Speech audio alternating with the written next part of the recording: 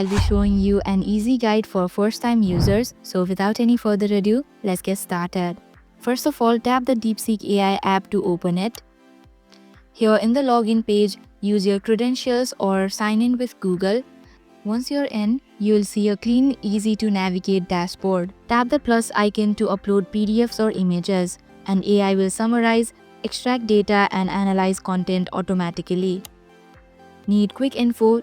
Type your query and tap search to get real-time results from over 100 sources. For deeper insights, select DeepThink R1 to ask complex questions and get advanced AI reasoning responses.